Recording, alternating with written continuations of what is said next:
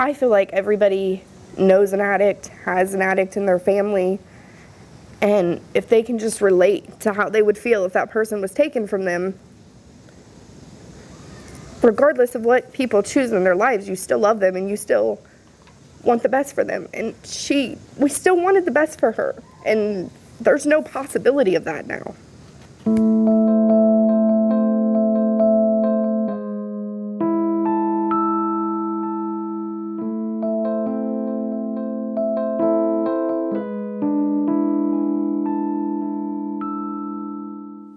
Her body was found off of a gravel access road that led from Row Road back to the quarry. She was nude, completely nude.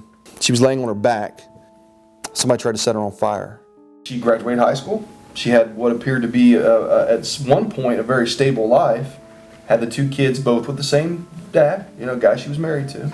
And then she got into drugs. And then it just went downhill from there. She ended up divorcing her husband, losing custody of the kids, and then she's on the streets.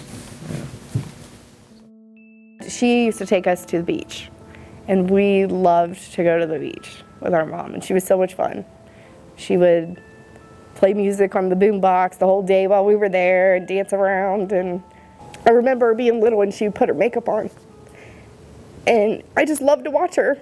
So let's say Alissa Clere was a housewife, was a mother of 2, school teacher, college graduate, never been in trouble a day in her life, and her body's found burnt up in a quarry. This is headline news, but a prostitute found burnt up in a quarry, it's not making national news. Women that are in prostitution are not there because they want to be. This is not, Pretty Woman. They're there because they don't have any other way to survive. They really don't. And when I worked Vice, when I worked undercover, and we had to go into the bars and the strip clubs all the time, and I could tell you, after I could look across the room and I could tell you every one of these girls' history and their background. They had little education.